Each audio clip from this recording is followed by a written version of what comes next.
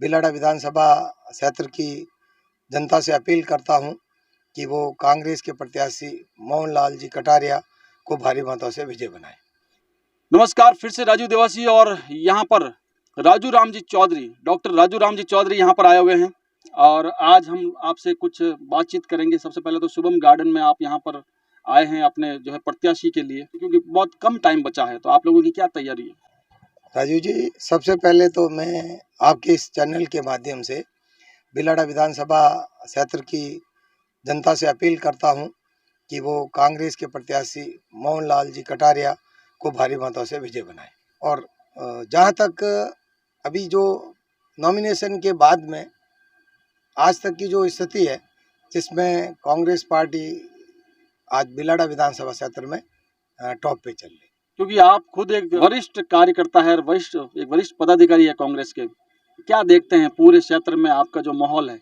बहुत गुड है। पूरे क्षेत्र में, बिलाड़ा विधानसभा क्षेत्र में अगर आप देखे जाओ तो जो सभी वर्ग है, सभी जाति, छत्तीस ही कौम, चारों ही धर्म, सभी के लोगों का ये मानस है कि माननीय श्रीमान मुख्यमंत्री अशोक जी गहलोत ने जो पिछले 5 वर्षों में जो काम किया है, अगर आप देखा जाए तो अगर वृद्धों के लिए देखा तो पेंशन की है, अगर किसी को कोई कमी है तो पेंशन मिलती है, वृद्धावस्था पेंशन मिलती है, बच्चा जन्म लेने से लगाकर मृत्यु तक जो संस्कार माने जाते हैं ना, जितने भी संस्कार, उस संस्कार में, हर संस्कार में कहीं न कहीं अशोक जी ने हर व्यक्ति को कुछ न कुछ दिया है।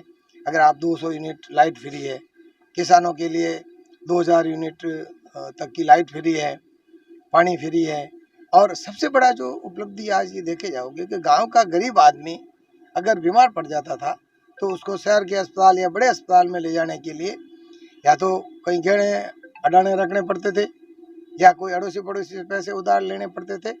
माननीय अशोक जी ने जो चिरंजीवी योजना लागू की है, उससे गांव के प्रत्येक घर में जनता बहुत खुश है और अशोक जी के 5 साल से किए हुए कार्यों को लेकर बिलाड़ा में पुनः कांग्रेस पार्टी का प्रत्याशी विजय होगा।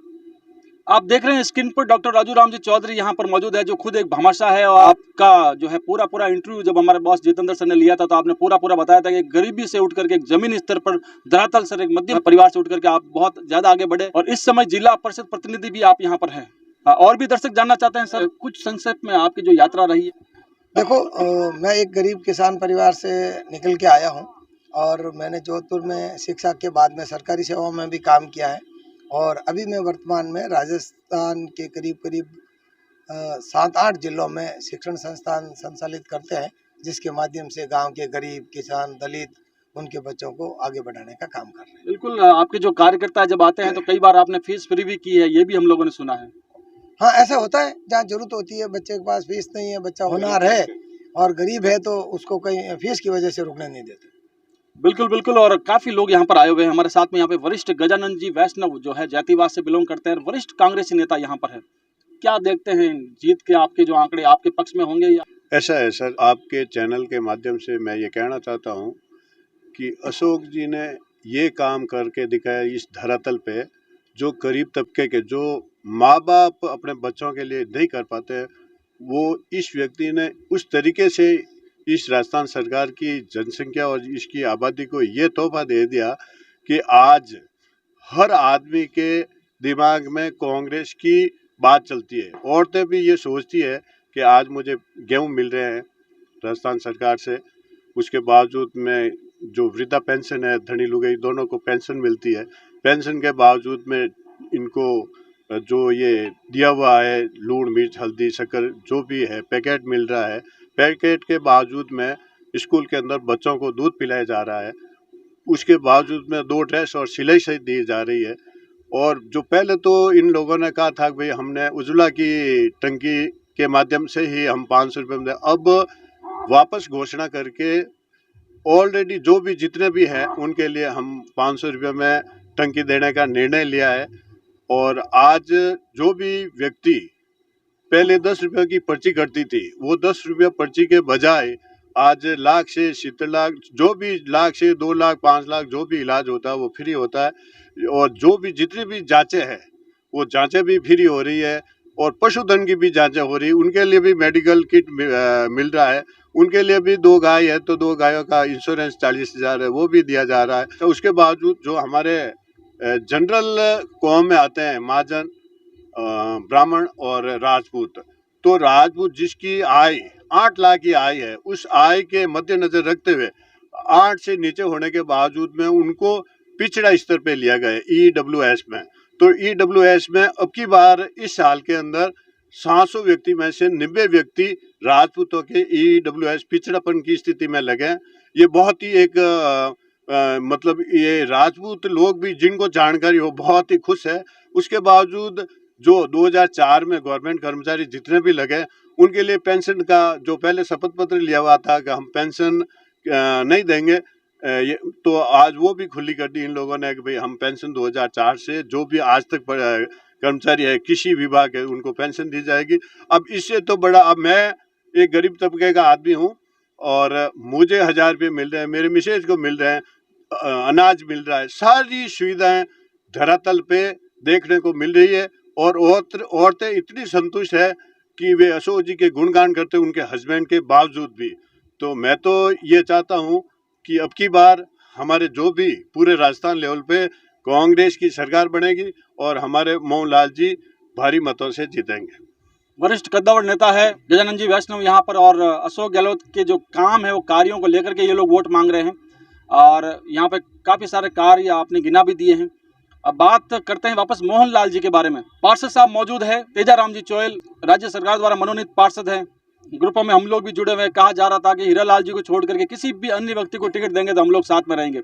सिटिंग एमएलए का टिकट काट करके मोहनलाल जी को ही दिया गया है, किस प्रकार से देखते हैं? सर, मैं आपके चैनल के माध्यम से ये बता देना चाहता हूँ कि सबसे पहले तो हमारी राजस्थान सरकार रिपीट हो रही है। नो डाउट 130 सीट से लगकर 140 तक हमारे राजस्थान में सरकार बनेगी कांग्रेस की, और ये सरकार माननीय अशोक जी गहलोत के जो कार्य किए हैं उनकी बदौलत ये सरकार बनेगी। और अशोक जी गहलोत ने जो ये कार्य किए हैं, ऐसा परिवार एक भी नहीं है राजस्थान में। मैं तो कह दूँ स्वयं अशोक जी गहलोत तक के परिवार में लगाते छोटे तबके तक एक भी घर नहीं बचा जिसके हमारे राजस्थान सरकार की योजना नहीं पहुंची है। ऐसा कोई घर बता दो मेरा, मैं आपको ही कह रहा हूँ, आपके चैनल के माध्यम से कह रहा हूँ, आपको कोई भी ऐसा घर मिल जाए तो मुझे वापस मीडिया के ऊपर लेके आ जाना, मैं आपको बताऊँगा। बिजली से लेके छोटे बड़े सब कार्यों में प्रत्येक घर में योजना पहुँची है। जैसे आपको बता दूँ चिरंजीवी योजना, कोई भी बीमार होता है ना हिंदू देखा जाता है, ना मुसलमान देखा जाता, ना सिख देखा जाता, ना ईसाई देखा जाता, ना छोटा गरीब देखा जाता, ना अमीर देखा जाता। वो अगर कहीं पर भी एक्सीडेंट हो जाए, कहीं भी बीमार पड़ जाए, उसको स्वयं एम्बुलेंस लेना आती है। 108 के नंबर डायल किया, हॉस्पिटल ले जाएगी, उसका पूरा इलाज होगा, घर तक छोड़ेगी, अपने बेड तक छोड़ेगी। तो इससे ज़्यादा आप क्या चाहते हैं? आम आदमी क्या चाहता है? सबसे बड़ी जन्म से लेके अर्थी उठती है जब तक अशोक जी ने क्या नहीं दिया, ये बताओ। और क्यों सरकार रिपीट नहीं होगी? सरकार 100% रिपीट होगी। और मैं तो आपके चैनल के माध्यम से ये कहना चाहता हूँ, जो ये अफवाहें फैला रहे हैं लोग कि मोबाइल देने से बच्चियाँ वैसे हो जाएगी, क्या अपने बच्चियों को कॉलेज अगर आप पढ़ाते हो तो क्या उनके पास मोबाइल नहीं होता क्या? तो उस वक्त बच्चियाँ कहाँ जाती हैं? उस वक्त लड़के कहाँ जाते हैं? तो आप ये बीजेपी का ये पोपड़ा चल रहा है, उससे बचो। और बच्चों को अच्छी शिक्षा, अपन बच्चों को दूध नहीं पिला पाते, जो अपने रेशे से 100 ml से लगाकर 200 ml तक दूध प्रतिदिन बच्चे को पिलाना पड़ता है। गरीब बच्चा कहाँ से पिएगा? उसके घर में खाने के दाने तक नहीं होते कभी कभी। तो वो हमारे अशोक जी ने स्कूलों में दूध तक की प्रोवाइड की है। बच्चों के जो शर्ट और पैंट होती है उसका कपड़ा तक दिया है। उसकी सिलाई के जो होते हैं पैसे उसके माँ के अकाउंट तक पहुँचा रहे हैं। तो बताओ क्या नहीं दिया अशोक जी ने? फिर भी अगर बीजेपी अगर प्रोपेगेंडा चलाती है तो मैं मानता हूँ गलत है। मेरा ये कि मानना है कि आपके चैनल के माध्यम से जितनी अशोक जी की सराहना करे वो कम है। बिल्कुल। धन्यवाद। वापस मोहनलाल जी का जो हमने एक प्रश्न किया है तो वापस अशोक जी का ही नाम आया है।